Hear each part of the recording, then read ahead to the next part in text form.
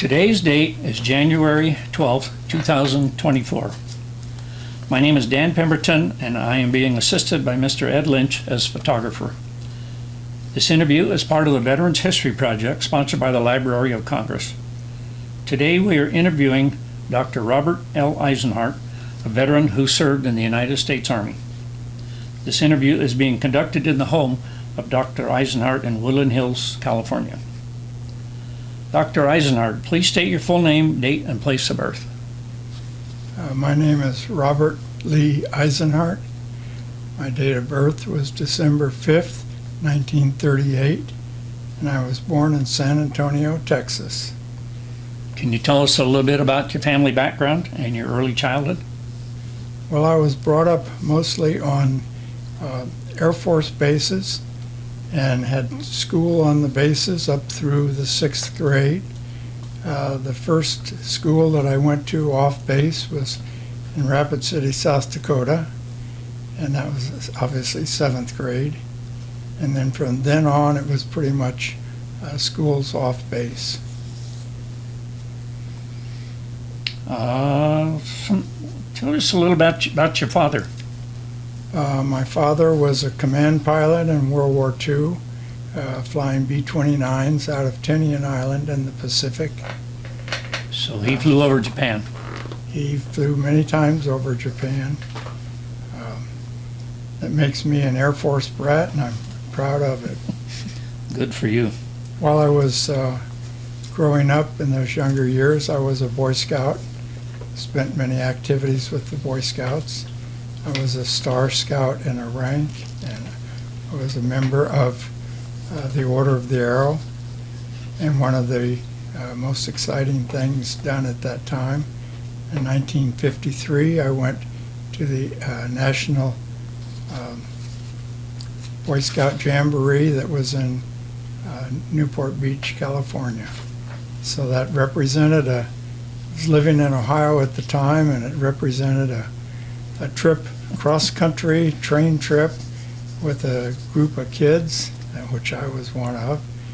Spent a week or so in Newport Beach, went to the beach and a lot of other things. I remember going to Knott's Berry Farm, and I think it was, well, I forget which the politicians were that showed up and talked to us a little bit, but it was fun. Then when we went back to Ohio, we went a totally different trip. On the way back, went through the mountains in Utah and that sort of thing. So it was a pleasant experience. You said Knott's Berry Farm. That must have been before Disneyland was even oh yes, up and running. Well, I guess Disneyland was 55. This was 53. Yep. So I lived in 17 different residences all over, mostly in the United States, but I did also 1 year in Okinawa and my senior year in high school in Paris, France.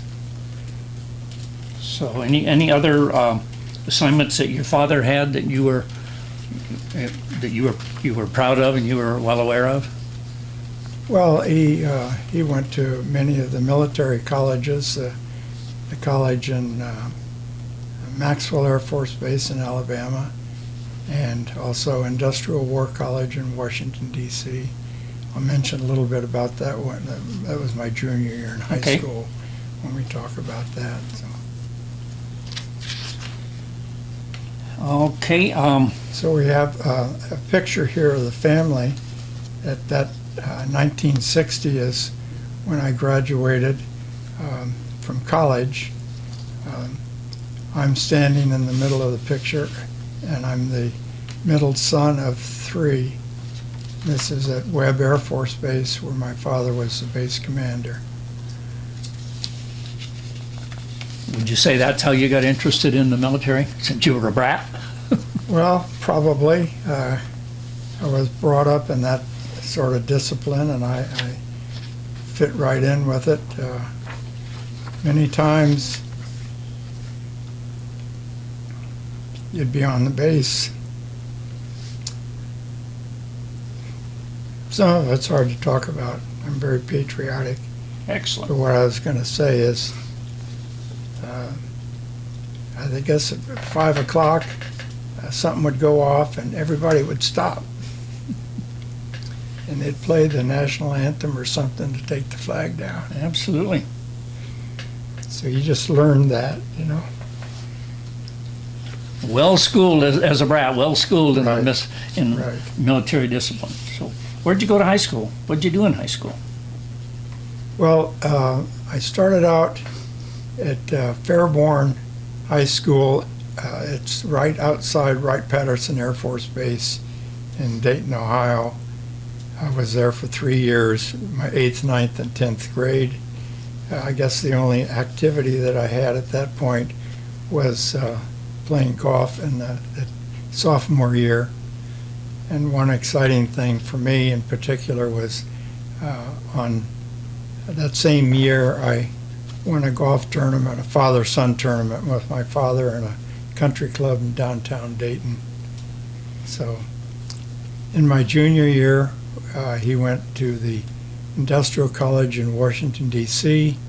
So we moved to Alexandria, Virginia, and I went to high school there at Alexandria High School, which was, all I remember about it was absolutely huge school. It must have had 3,000 or 4,000 students in it. Oh, goodness. It didn't really fit well, moving around all the time.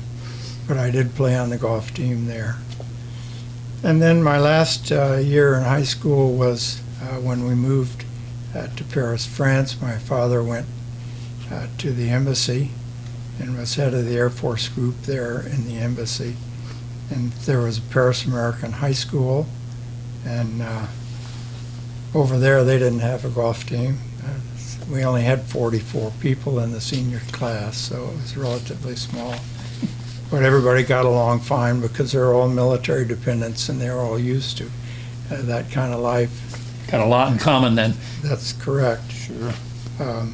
The one thing I did do was I was captain of the tumbling team that we had there, and we got a picture that was put in the Stars and Stripes, the military newspaper over there.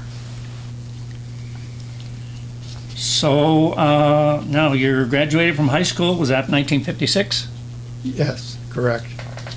So then what'd you do? Well, then I was off to college. In 56 to 1960, I was at Rensselaer Polytechnic Institute, RPI as most people refer to it. It's 150 miles straight north of New York City, right up the Hudson River. It's the oldest engineering school in the United States. And I played a lot of sports there, several years. Well, 1 year on a football team, just a freshman team. And then several years on a swimming team, a water polo team, and also the golf team for 4 years on the golf team. So I was going to say, you better not leave off the golf No, team. You'd played no. that in high school. there, that was fun. Was it difficult to get in that school? Or you just applied? I mean, was it pretty academically difficult to get into is my question. That's a good question, but I can't really answer it. What happened is that I didn't really know about Rensselaer or most schools. Graduating over in Paris, I didn't have good contact with any of the schools in the United States.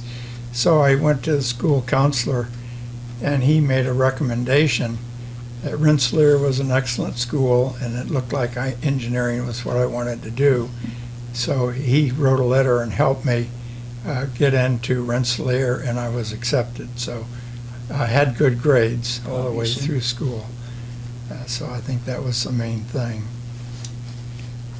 Obviously, I would assume that your father was happy with that. He didn't say, Well, huh? He didn't say one way or the other. That did cause a little bit of a difficulty on the summers, where he was still over in Paris all the way for another couple years. So for the summers, I would have to travel back to Paris for a couple months and then back to Rensselaer. And then usually over vacation holidays like Thanksgiving or whatever, I'd have to find somewhere to go, or go with a friend, or maybe family down in Washington, D.C. or something like that. But it was always, you kind of felt left out, so you had to deal with that. Yeah, you couldn't do all the family things you wished Right. you could. Right. Okay, so you Rensselaer 56 to 60, so, Well, I didn't mention okay. the pictures. The first picture was of me in the dormitory studying with the latest calculator, the one before that, which was called a slide rule. Nobody uses that anymore. And then a little practice playing golf near the dorm. Yeah, that was my era also, slide rules. Yeah. Okay, So you graduated in what year, and then, I received my bachelor's degree in electrical engineering and was a distinguished military graduate in ROTC in the Army, and with Honor Society, Tau Beta Pi and Eta Kappa Nu. excellent, okay. So now you're commissioned in the Army. Right. So, why was I in the Army? Well, that's a good story because my dad was in the Air Force. I always wanted to be in the Air Force, but my eyes were terrible. I really needed glasses most all my life. And I was under the impression, having brought up on military Air Force bases, that if you weren't a flyer, you were kind of second-class citizen. So I wasn't going to go into the Air Force unless I could fly. So I figured I'd go into the Army where I'm starting out on an even field with everybody else. That's probably very logical.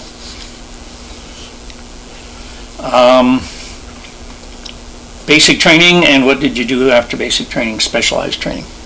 Well, with the ROTC, assignment was into the Army Security Agency.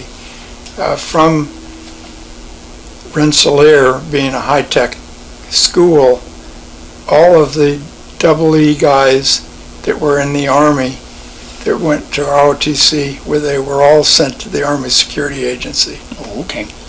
And that was about 20 guys. And I was assigned to the headquarters of Army Security Agency in Arlington, Virginia. But prior to that, you get about 3 months of infantry basic training, and then a couple months of training for the Army Security Agency, which was done at Fort Devens, Massachusetts, before I would then spend the rest of my 2 years of active duty at the headquarters in Arlington. So even though you were already a commissioned officer from ROTC, you had to go through basic infantry training? That's correct. As an Officer's basic training, yes. So at the headquarters, I was responsible for monitoring electronics projects for equipment that the Army Security Agency was interested in, where they had projects out in the industry. So I did that for a couple years. During this period, I happened to get married during that period at Arlington Hall. Okay. And then after that, it turned out that there was an opportunity for me to stay with the Army Security Agency as a civilian while doing active reserve for 4 years, active reserve. And the assignment then would be over in Europe, in Frankfurt, Germany. So over there, I would also be responsible for electronic equipment. However, at this point, the equipment was spread all on these monitoring stations all up and down the east-west German border. This was during the hot time of the Cold War in Europe. So it made it very interesting to travel out to the mountaintops where the monitoring stations were. Now, one of the places of particular interest was a hill called Teufelsberg in Berlin. Berlin took all of the rubble, or not all, but this was one of their rubble piles, and built up this huge rubble pile in a park. It was 250 feet high, and it happened to be in the British zone. and the military just couldn't not stand using that as a monitoring place. So when I was there, we just took deuce and a halves with vans on the back of them and drove them up on top of this pile of dirt, and we found out we could see for hundreds of miles in 360 degrees. So that started out with the beginning of Teufelsberg. Later I'll show you a picture of what that looked like when they finished with it. I want to interject one thing. From what I see of your time frame here, this is actually before the Berlin Wall was put up. No. Wasn't that in '61 when the Berlin Wall went up? Yeah, but I was over there. About that time, my active duty was 60 to 62, Mhm. and the reserve was 62 to 65. Okay. I should have mentioned the years. So the wall was up, and that's why it was really a hot time over there. Sure. Now, then I left the Army Security Agency and went to school, and I just wanted to mention that I received a letter of commendation from the Assistant Secretary of Defense for my contributions to the agency as a civilian. So there's a picture of me there that's nice. in my dress blues. It's the only picture I have of that. Unfortunately, I don't have those that uniform anymore. It got lost somewhere in a Foot Locker. Now the next picture here is the I.G. Farben building, sometimes called the Pentagon of Europe, and our headquarters for the Army Security Agency was on the top floor at one end of the building. It was quite an interesting building there. The next picture is what the view looked like from one of our listening stations on top of a hill right near the east-west border. If you look down in the lower left part of the picture where there's a clearing, that's actually the bottom of a ski jump, okay? Because this was a high, steep hill. But if you look at the clearing that runs east-west across the picture, that's the border between East and West Germany. That's how close we were to it. And of course, we're looking to the east, monitoring any electronics that we can pick up over there. Was there any incidents at all that happened while you were there? No. The reason I asking that is because, like, if you were stationed in the DMZ in Korea over the years, there were all sorts of incidents happen at border crossings. Well, there were always confrontations. I'm going to show a picture in a minute of Checkpoint Charlie. That was a place where there were lots of confrontations. But the one that where we were always concerned about was when we would take the train to Berlin.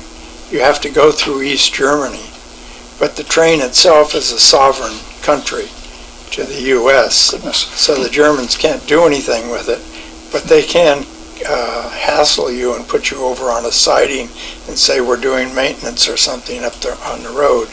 So there was a week's worth of supplies on the train, for it was really just an overnight trip. But every once in a while you'd hear about the train was delayed a day or something like that. It never happened to me. I know they actually made a movie out of that one time. You never hear that kind of stuff on the news. Yeah. It doesn't make the headlines, but that's very interesting. I did want to get back to the Teufelsberg. That's the next picture. Is what that hilltop that I mentioned started out as a rubble pile. Has all these antennas and radomes and buildings and thousands of people working there. Most of the people running the equipment were part of the Army Security Agency, but the bosses were all NSA people in that station there. Now, the station got closed down in 1989 when the wall came down, and supposedly, the East and the West were getting along then. Supposedly. And then the next picture is Checkpoint Charlie at the time. You can look down the middle of it where there's barriers in the wall and all that sort of thing. As I mentioned, a lot of confrontations going on there. We did have the advantage over the other guys because our people on Teufelsberg were listening to all of the tank commanders talking to their bosses, and we knew exactly what was going on with them, but they didn't have any way of knowing what we were doing. So we had an edge up there. That is always an advantage militarily. If you can you can listen to them talk to their troops, but they don't know what you're talking. Right. They don't know what you're doing. Okay, you decide to get out of the Army. Right, so I went back to school for an advanced degree. I didn't feel I was ready to, excuse me, try to get back into industry or anything with having been out of school for 5 years. So I went back to the University of Michigan in 1965 to get a master's degree. And when I finished that, I decided this would be a good time to stay on for the doctorate degree. I figured if I didn't do it now, I'd probably never do it. So, did the GI Bill help you out there? It did help a little bit, but it certainly wasn't enough to live on. And I hadn't, in my couple years in the Army, saved up any money on their salaries. So I did have to work and have a part-time job also. So I got a doctorate degree there in electrical engineering and was elected to the Honor Society, Sigma Psi. I was honorably discharged after completing my 4 years of reserve service, which was during my time at Michigan. And I also got divorced during that period. So here I am at the laboratory where I did most of my studying and also the working on the government projects that I was working on at the time. Now, the amount of work, the academic work was quite amount, and having a family kept me away from most extracurricular activities while I was at Michigan. However, I did get interested in bow hunting, so to get out and enjoy the Michigan autumns, where the bow hunting season was 3 months long. So I did go out. I could go out early in the morning or late in the afternoon. Those were the two times. I had a place that was only about 15-20 minutes from where I lived, and there were plenty of deer around, and I did manage to, over 2 seasons, get 2 deer and fill up the freezer, so that was worthwhile. So you weren't raised on venison, but you had a lot of it. Oh yeah, I had a lot of it. So you finished your schooling, so then what'd you do? Who'd you work for? Well, Hughes Aircraft recruited me out of Michigan to come to California and do an interview and see if we liked one another. And that happened to be February 1971, right after the Sylmar earthquake. And I remember that particularly because when I went back to Michigan and told my friends that I was going to take this job out in California, they said, "You got to be kidding. Did you see that earthquake?" Of course, it turned out that all the pictures in the newspapers were always the same building from different views. There really wasn't that extensive a damage. There were a few interstate bridges fell down, but that was, the Sylmar Hotel, or hospital. Hospital, yeah. That's the one the hospital had a lot of damage. Right, that was about it. It sits right up on the little hill there. Right. So anyway, after that, I was at the radar group in Hughes for 6 years, and then I had an opportunity for a promotion and shift over to the missile systems group, and then I ended up being there for 17 years. And over the period of this 23 years, I started out as a staff engineer, and worked my way up to chief scientist. Where was the facility, or were you at more than one? Yes, the radar systems group was down at Culver City site where they had the big runway down near Playa del Rey. And then the missile systems group was right here on at the end of Fallbrook and Roscoe, big campsite campus there. Sure. Okay. So during my time at Hughes, I provided technical direction and management of R&D programs and preparation of proposals, and represented different organizations on committees. Here we have a photo where I'm working on a design of the AMRAAM transmitter in 1979. The AMRAAM, which we eventually won in a proposal, turned out to be a very successful air-to-air missile, particularly in Operation Desert Storm, where they fired 38 AMRAAM missiles, took out 38 Iraqi aircraft, and there were never any Iraqi aircraft in the air after that day. They didn't know, the pilots wouldn't go up anymore. So these are guided, correct? They're guided. What's the guidance? A radar in Radar, front okay. of them. Right, it's an active, fully active system. And not like a Phoenix. A Phoenix was a semi-active radar. It was an older radar.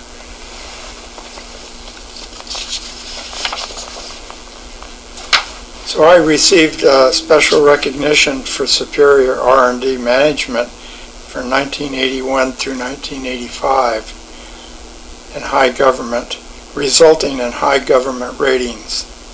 Scores from the government on R&D projects were crucial in the funding received for the future. It worked both ways. If you were working on a funded government program, you got graded on it. If you didn't score well on that R&D work, the funding would go down. If you scored very well, the funding would go up. So that was very critical to Hughes, crucial to get good grades all the time. So obviously they're putting their best scientists on there. They It's did. crucial to the Right. company. And they would recognize people that did that. Excellent. So here's a photo with our group president, and he turned out to be in the future Hughes CEO, Kenneth Richardson.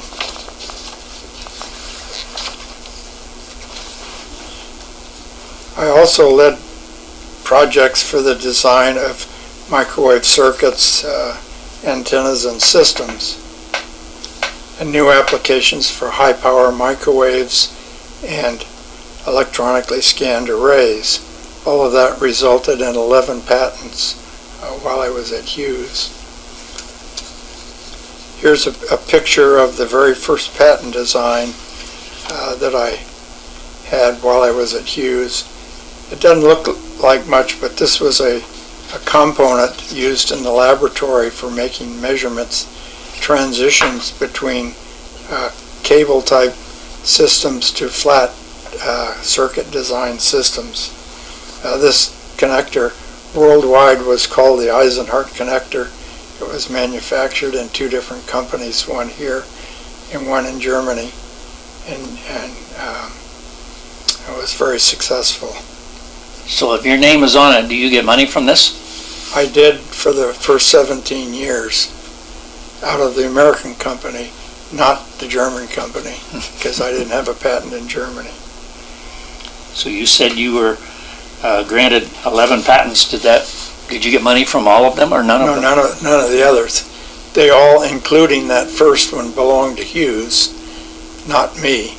But I made a special request to Hughes if I could go do something with that first patent, would they allow me to do that? And they said, yeah, you can do whatever you want with it.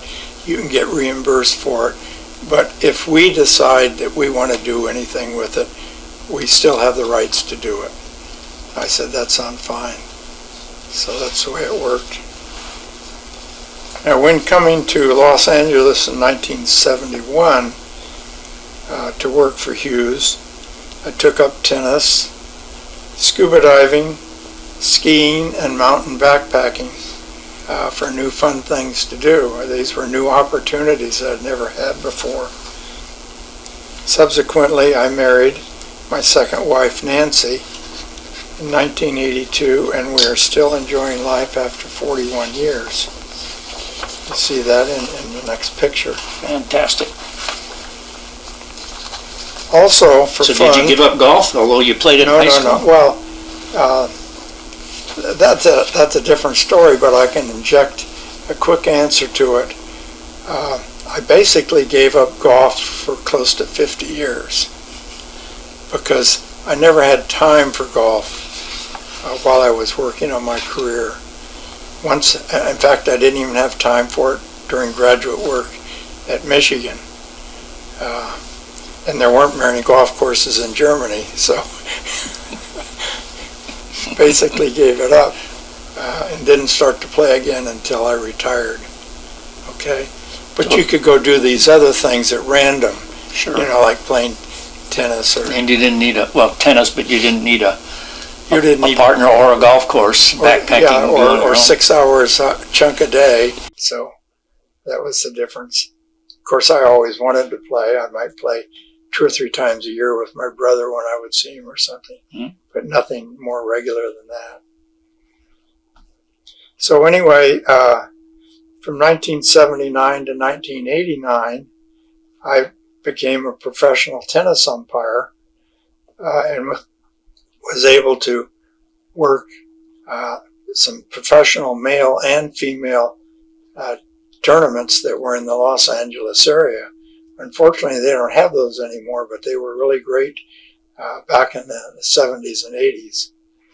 And I could do that still working at Hughes because I would just go work the night sessions or the weekend sessions, and it didn't take time away from Hughes.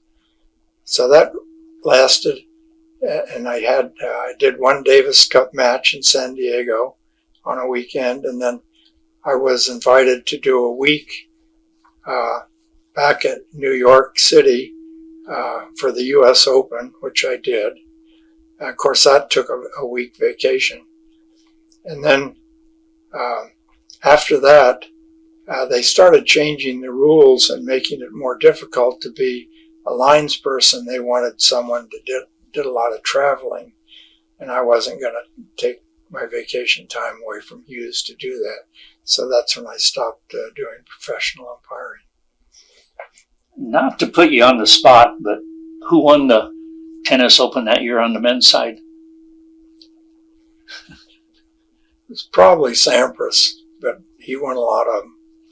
I don't really remember. I wasn't there the last week. Okay. Since I was a newbie at the U.S. Open, we got to do qualifying matches and junior matches and stuff like that. Oh, yeah. If you're going to be the championship match, you got to be really well experienced. Right. They're not going to just put anybody out there. And at that point, I was just anybody. So I'll give my wife credit. She did the net position with Chris Everett's very last match she ever played at the U.S. Open, or forever. Wow. You know. So you got this from Billie Jean King? Well, I got the picture separately, but I went down. I happened to be at the Forum one time for a different event, and she was there, and I went and had her sign it.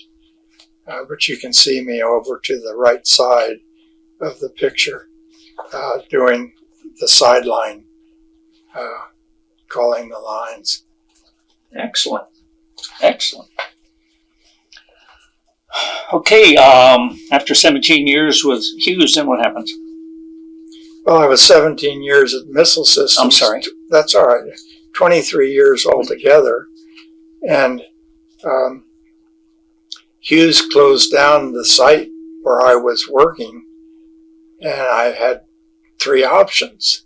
I could stay with Hughes at one of their other sites, but that would include commuting or moving or something like that. I didn't want to do that. And I didn't want to go to a new company. So the third option was to start your own company. Now, at the time, software capabilities were coming about to where I could do a lot of design work with just me and a powerful computer in microwaves and antennas and stuff like that. So I decided to give that a try, and that was 1994. And so, like I say, I was really too young to retire at that point.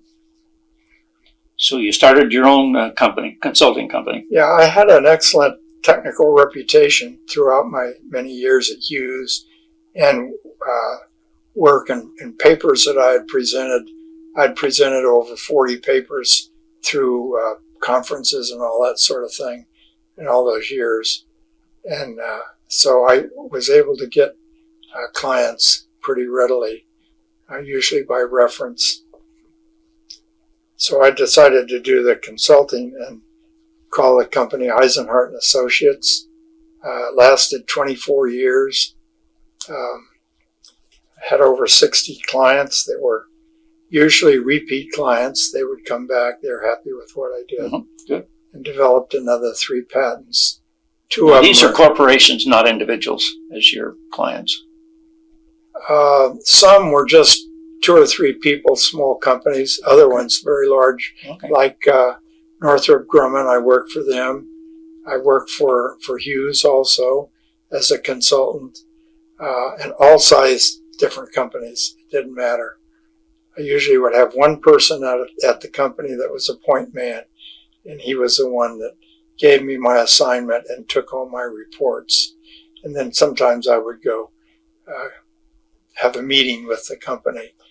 As it turns out on that point, the last 5 years that I worked as a consultant was with one company that's on Long Island in New York.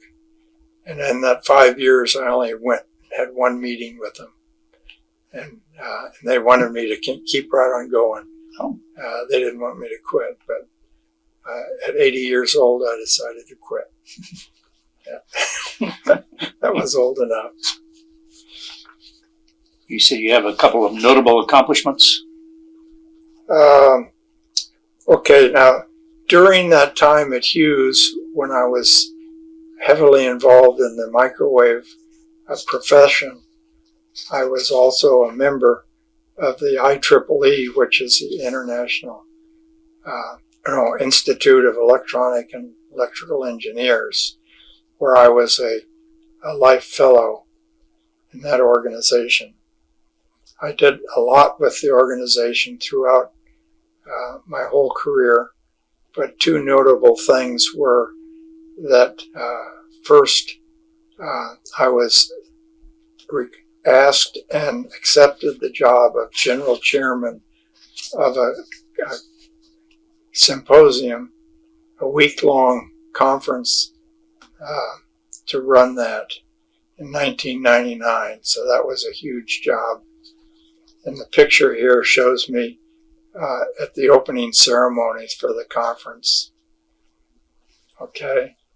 And then the second notable thing happened in the same year in 1999, but really started more than, 28 years earlier than that.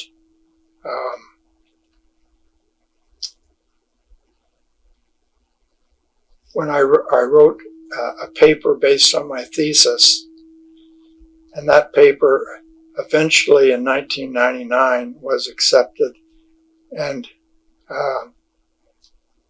let's see, how did I phrase it? I was awarded this prestigious recipient of the International Microwave Pioneer Award of the IEEE MTT Society. This award recognized a major lasting contribution in the field of MTTS, published in an archival journal at least 20 years prior to the year of the award. They wanted something that really showed that it was something significant and lasted over all these years and was continually referenced forever, not just a year or two after it was published. This publication was at the time was based on my PhD thesis, so we see the picture of that. It's basically a reference paper for other Well, in fact, that other engineers, other students. that paper was used in one of the big circuits courses, a big microwave circuits course at Caltech for years, that people had to read that paper and understand it. That's quite a recognition for Yes. you, I think. It seems to me. Okay, you want to tell me a little bit more about your family now? Okay. I was married while in the military and at graduate school. We had 2 boys, but unfortunately after 10 years, we got divorced. At the time in 1982, my eldest son came to live with us. He went to high school locally and then on to UCLA and still lives here in the Valley. He is and has been the music director at Van Nuys High School for 27 years. My other son came to live with us for 1 year and went to a year of school here, and then decided he didn't like living in Los Angeles, and now he lives in Florida. And what does he do? He's a musician, Okay. struggling to make a living. So you're a scientist and your sons are musicians. Right, both of them. Okay. I guess They that's... say there's a correlation there. I know a lot of excellent engineers and scientists who were excellent musicians during high school, and they all decided to stay in engineering. And many stories where I've asked them why, and they said music wasn't going to do it. Electrical engineering pays better than musicians, huh? Well, just about anything. Well, unless you get Unless you the happen to country get music it. awards or something like that. Right, exactly. But that's 1 in 10,000. So, Sure. you know. So you also mentioned you're remarried. Talk about your current wife, Nancy. Yeah, so when I married Nancy, I inherited 2 daughters and a son, which we see in our next picture. And they are and still all living in California. And that has now expanded the family to 12 grandchildren and 7 great-grandchildren. Now they're spread all over, so they're not all in California any longer. We have another picture there of one that we got them all together in our backyard once. It's actually, I shouldn't say all, many but not all of the rest of the group. There's probably half dozen missing there of the rest of the family. You can't ever get them all together at the same time. That is a great picture, by the way. Yeah, thank you. Thank you. Okay, so you retired, what, 4 years ago? 5 years ago? Yeah, 5 years ago. Now in retirement, I keep busy with family.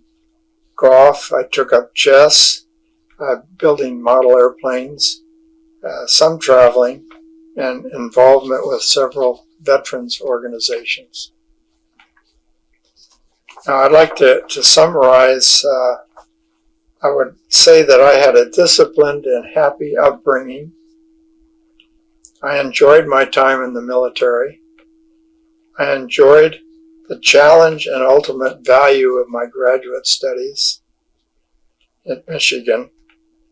and I particularly enjoyed working at Hughes Aircraft with the excellent class and talent of the people employed there. Getting started with my own company was a bit tricky, but it ended up very satisfying. My family issue was solved by finding the right woman who was my best friend. That's a nice compliment to say to her, and a compliment to you. I would like to just add from my observation, listen to you talk, that you were obviously well respected within your own electrical engineering profession, and still are, I assume. Well, Dr. Eisenhart, thank you for participating in the Veterans History Project. Thank you for your service to your country and to your community. Well, then thank you both for taking the effort to do this interview. I found it very interesting for my side of it to put together, and rather a little tense to go through it, but not unexpected, so it's quite all right. So thanks again. Thank you, sir.